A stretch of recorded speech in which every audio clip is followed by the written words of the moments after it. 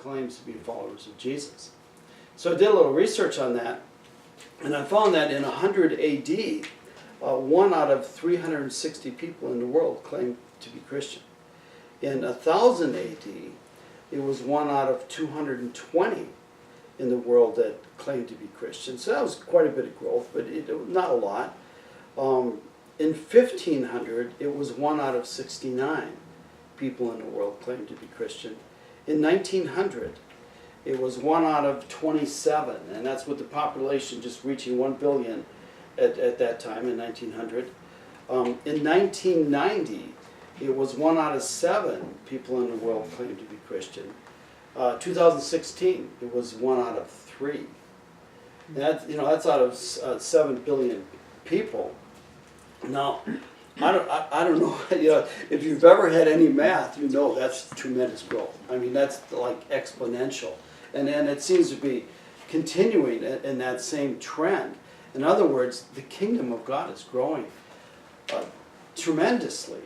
We don't always see it in this country, because just like it's always been, different areas of the world, different areas of different countries, it's growing and some it's not, and it's a little bit, we're not seeing this tremendous growth here as much as other places in the world. Connie and I went to, back in, it had been 12, 13 years now, we went to Brazil with Randy Clark. It was called the Youth Invasion. And we took 13 of our youth from our church and we went down there for them, and they did almost all the ministry. But we went to a city called São Paulo, a huge city, millions and millions of people. But there were more Assemblies of God people, and that was just one of the growing Christian denominations on there. There were more Assembly of God people in São Paulo, just that one city, than there were in all of the United States put together. So we're not always seeing what's happening, but it's happening all around us. When we were down there, the youth did all the ministry, but there was, at the end of the service, there'd be so many people that needed healing. Eventually, at first we were just supporting the young people, and eventually there was just so many needs. At the end of the service, they'd invite people to come for healing, and we'd all stand there, and then people would line up on each one of us, and we'd pray for healing. And I'll just mention, can I tell one story, and then I'll get. I was praying for this lady. She was the first one in my line, and I had a translator this time too, which was really good. But this lady, the first one, I've never seen someone so old. I mean, she came up and she looked old. She was an old lady. And she was shrunk down. I mean, she's just old. and your mind kind of goes a little bit with that. But she starts telling us what she needs prayer for. And she's pointing, and through the translation, she's pointing here, and then she's pointing here, and then she's pointing all over her body, and naming all the things that need healing in her body. And I'm almost embarrassed of this, but the first thing that came to my mind when it was time to pray, it's like, lady, you're like 100 years old. What do you expect? That's what came to my mind. And then of course after I thought that thought, now I'm feeling guilty for having that thought, and so I'm going, oh Jesus, forgive me. All this stuff is going on inside of me, as I'm waiting to pray, and so I apologize to Jesus. Okay, Jesus, what do you want to do? And I'm looking at this lady. I'm standing about 3 feet from her, and between us appeared a transparent, like blue robe. And it was like, I could see right through it, but yet it was there, and it looked like it was being worn by someone who was like 10 foot tall, but I never looked up. I was just, I was looking through it at her, and it looked like whoever was wearing this robe was hugging her. That's how it looked. And so, I don't know how long it lasted. It lasted maybe 30 seconds, maybe a minute, and I'm just staring at this, not doing anything, and all of a sudden it disappeared, and she looks up and she goes, I'm healed! I'm healed! Like I wanted to get my hand on her so I could get credit for this one. I mean, there's so many neat things happening in the world. There is less poverty in the world than there ever has been since the history of of man, at least any type of recorded history that we have. There's still a lot of needs. I mean, we have a lot of work to do. But the deal is we're winning. We're winning. Almost all the improvements that have been happening in the world are from Christians. The improvements of education, if you compare even just the United States alone with the way we were in the 1900s as far as people being able to read and write, it's a crazy increase. But then if you look at the whole world, it's crazy increase too. But almost all of it was from Christians. Missionaries go, what are the first thing they do is they teach them how to read and write. Why? So they can read the Bible. You know, and so there's been tremendous improvements everywhere in the world. I read this in 2016. It was in the Week magazine, and they took an article out of the New York Times. And the amazing thing about this article, it was just a little tiny article at the bottom of a page where you would hardly even notice it, but it said this. It said, the peace treaty announced last week between the government of Colombia and the Revolutionary Armed Forces of Colombia, or FARC, effectively means there are currently no wars being waged in the entire Western Hemisphere. I mean, that should have been on the front page. But it's just this little tiny article. They don't hardly report that stuff. Just think about that. In history, I love history, so I'm studying history all the time. And the thing that pops out of all of history very quickly is that these people crazy killing each other. You know, just if you just studied the history of Israel, you know, what happened in that land. Just Europe was the same way. It wasn't until after World War II finally things settled down for the first time in thousands of years in Europe. They were just always fighting each other. Dr. Steven Pinker said, violence has been in a decline for thousands of years. Today, we may be living in the most peaceful era in our species' existence. Wars between states, by far the most destructive of all conflicts, are all but obsolete. But you don't read that in the news. Why? Because that kind of news doesn't sell. But that's what's happening. So what we've been seeing, and it's mainly since Jesus came, but what we've seen is like a sawtooth pattern. You know, things are getting better. You know, and then all of a sudden there's, you know, World War II or something, you know, and there's this dip in that. But it's increasing that way. We sometimes don't understand the effectiveness that we've been having. I think it's, and I hate to say this based on, but this guy that I told you about at the beginning, you can get bigger offerings and you can get more people at an altar call if all you talk about is the negative. And so that's primarily what we hear.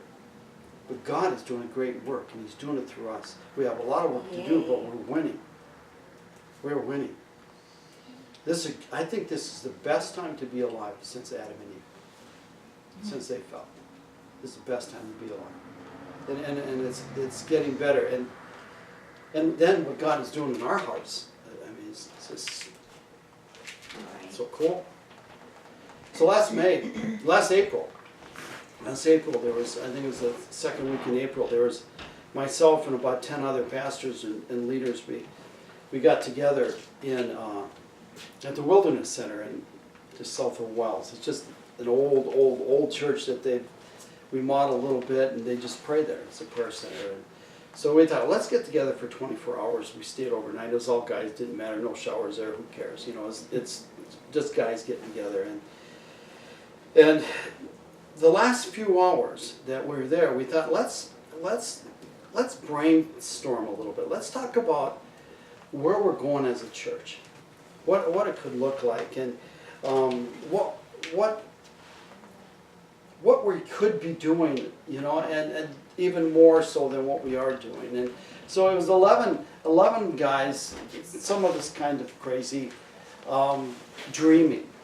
I mean, do you ever dream big things of what, like going into St. Mary's and emptying out the place? Did you ever have those types of daydreams, you know, or maybe night dreams? You know, that's what it was. It was 11 guys just dreaming, and we were all aware that things are getting better already within the church, within what God is doing, especially we won't tell her age, but I'm 66.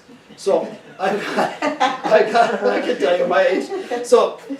And I gave my life to Jesus at 20 years old. So I'm starting to get a lot of experience. But 30 years ago, when we first moved here, when Connie and I first moved, when we started pastoring Destiny Church, at that time there was another evangelical church in town, a large evangelical church in town that were actively preaching from the pulpit that if you spoke in tongues, you were demon-possessed. And because I would hear the reports, because we were speaking in tongues, so we would hear that kind of stuff. And that same church now today, you could say they're filled with demon-possessed people, because they got a whole bunch of people there that speak in tongues, and it's okay. So, we've seen that change within the church at large in just 30 years. 20 years ago, we weren't seeing a whole lot of healings. We weren't seeing a lot of the prophetic, and now there's some churches where everyone prophesies. Where everyone is connected, where people are getting healed left and right all the time. It's becoming more and more normal. These were things that we had to fight for. There was resistance just 20, 30 years ago, and now it's common in the church. So that's called growth. There's our minds and our hearts are going to be more open to what happened in the Bible. And so we thought, let's look at what the church will look like. And we based it on this. We based on this. The fact that Jesus said that we would do greater things than he did. And then the second verse is something Paul said. He says that God can do more than we could ask for or even think of. In other words, no matter what you're thinking, no matter what your daydreaming is, we're thinking too small. So with that in mind, let's think of how it should be. And of course, because Jesus said we will do greater things, that means that we can open up the Bible anywhere, and no matter what miracle happened there, we can do greater than that. And God is calling us to that. That's what Jesus said. So in light of that, we started looking at some of the things that happened in the Bible, I don't know if this is the right word for it, teleportation. Remember Philip? Philip, he's praying for this Ethiopian eunuch, and baptizes him. And then as they're walking out of the water, he disappears. Can you imagine being a eunuch? Like, you just had the best experience of your life, and you're giving your heart to Jesus now, and you get baptized, and the guy who was talking to you disappears. That would be cool. And God takes him about a day's walk and to another place. He just starts preaching there. Yeah. So if that can happen to him, Azotos. yeah, and so now it is happening. Sean Bowles, do you guys know, you heard of Sean Bowles? Yeah, he's pastors in California, neatest guy. Well, he got transported once while he was in his car, with his car. Yeah. And didn't he take his car to heaven too once? Blessed. One time he went to heaven? So he's been experiencing that quite a bit. John Paul Jackson tells the story of, he was in Europe and he was preaching, and he got really sick. He was just sick, and he was sick, deathly sick, and he was in bed for like 2-3 weeks. John Paul Jackson was, and thinking at that point that he was going to die. And all of a sudden, in the middle of the night, this old Mexican guy shows up in his room and prays for him, and he gets healed.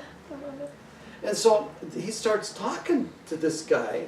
I think he was in France, and he's got this Mexican guy standing there, and they start talking, and he finds out that this old guy had just prayed to God. He knew that he didn't have much time left.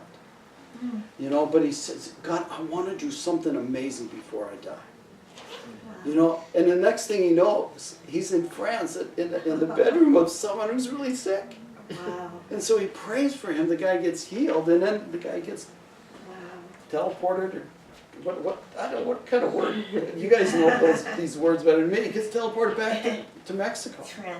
Translated. Yeah, whatever it is. There was there was this guy who was a Energized. energized. Yeah, beam me up. I think that will be commonplace. How soon is it gonna be commonplace? But I don't know, but it should be soon. I Could mean, we be start. today. Yeah.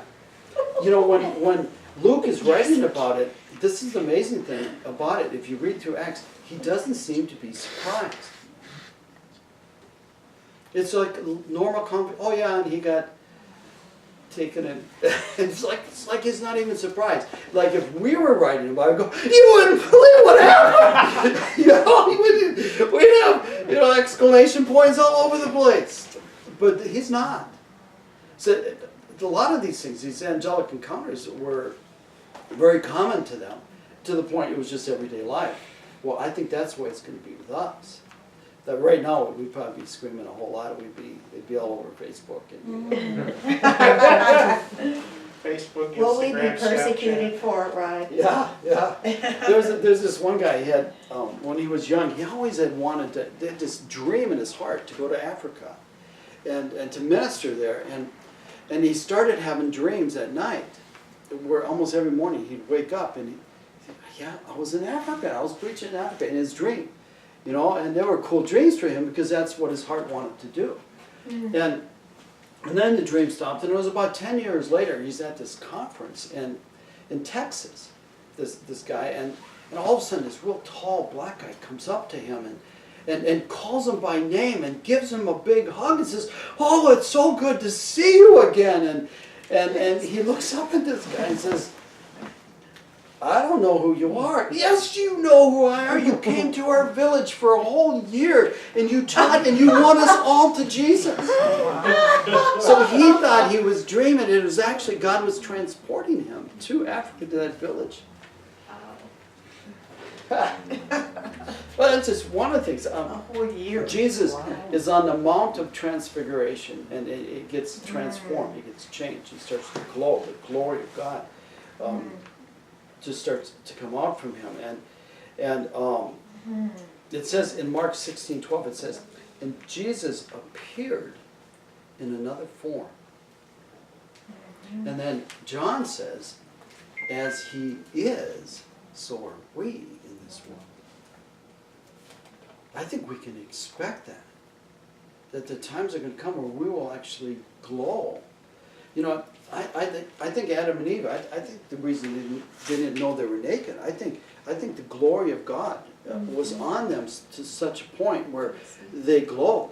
And all of creation, all the animals all saw that. They walked in the glory. All of a sudden, they eat of the fruit. And now the glory is gone. And they go, "Oh my word, I never knew." Well, Jesus came to restore the glory. I think that's still an avenue that we'll be walking into. And at first it'll happen in little blurps of glory. But God's bringing us back to that. Why? Because Jesus restored all things. Can I share just Yeah. a really quick story? Yeah. It reminded me of something that happened a long time ago. It was about 4 months after I got saved. And I was in college, and there was about 2 or 3 of us that started this ministry where we would invite international students over to our apartment. And we'd teach them about Jesus and pray and sing songs together.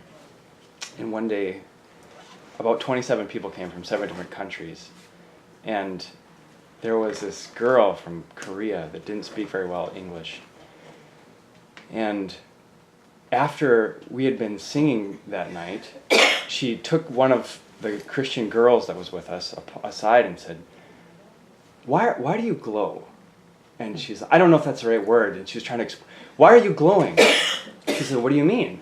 Well, you and this other boy and this other boy are glowing. And she said, Sweet. Oh, do you mean that we're white? Like we're white skinned?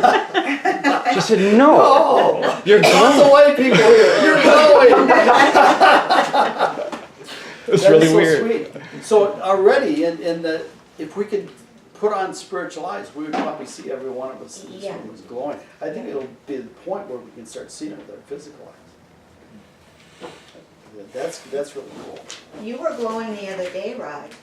when you came walking in the house, when Connie and I were Yeah. sitting in the living room, and you walked in the room, that's why you literally were glowing. I like I saw the glory. Glowing and growing. It looks like almost like a mist or a cloud or something, but you were just all in this glow. Cool. I kid you not. Maybe that's why it happens a lot of destiny. Yeah, the room glows.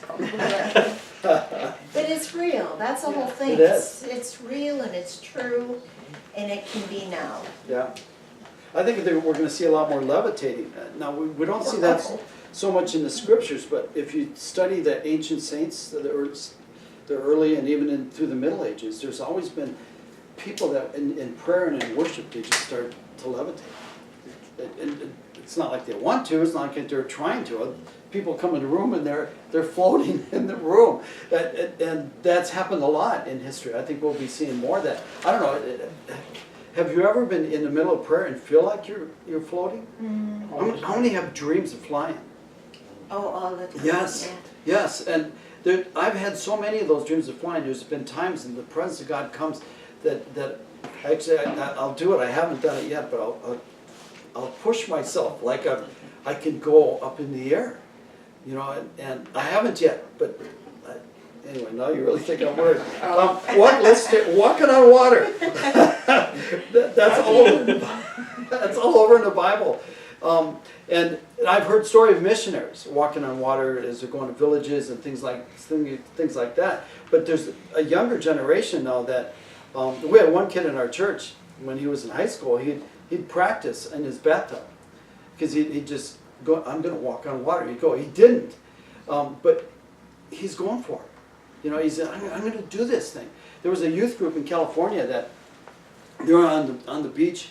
They had a day off, and so they get together. Let's walk on water. So they hold hands, and they just start walking in the ocean. And of course, they all went in, you know. But they didn't give up. Later on in the day, they said, let's do that again. And they're all walking in, and you know, they going under again. All of a sudden, I looked up. One of the students was walking on water. You know, it's one of those things that, am I willing to risk this to go after what the Bible says is part of the greater thing? So I think we're going to see a higher level of risk, and I'm blessed when I watch the young people who read it and say, oh, we can do that. You know, and then they go out and all of a sudden it starts to happen. Most people I know that have healing ministries have, before anybody got healed, they prayed for hundreds, sometimes 1,000 people, and nobody got healed, and then all of a sudden it happens. You know, it's what? They're risking it. They're just taking that risk to do what the Bible says.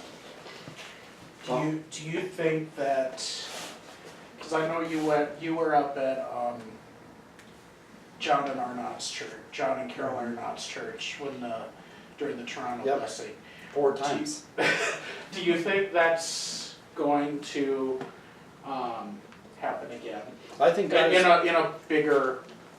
I think God is going to take what happened there and combine that with the Jesus movement, combine that with the charismatic movement, all the movements I've seen in my life, which I've been blessed to see so many moves of God. I think He's going to combine them all together. Yeah. And then add even more. Yeah. Yeah. Mm-hmm. I do too, Rod. I see that. We're living in a good time. It's like we're on the edge of a diving board, you know, and you just feel it. Stop in the sun. Joshua, remember? And this is Old Testament. He says, we got a whole lot more work to do. Sun, stop until we get our work done. In the middle of a battle, and they were able to totally defeat the enemy, because back then, you know, when the sun set, you were done, and then you started the battle again the next day. You know, and he says, no, we can't have that, because we're gonna end this today. And so he tells the sun. We've had times. We did a concert once in Columbia Heights back, I was early days, and we brought in a Christian who played for the Twins, and a worship band, and we did this big outdoor thing, and invited all the neighbors, and people just started to come, and from the west, we could see the western sky so well. This huge thunderstorm was coming our way. I mean, we had a good view of it. It wasn't like being in town here, you don't see it coming. We had a good view of this thing, because we're on this hill, and it starts coming, so we all hold hands and bind together and say, no, this will not happen here. You know, and as we watched the storm just split and went around us,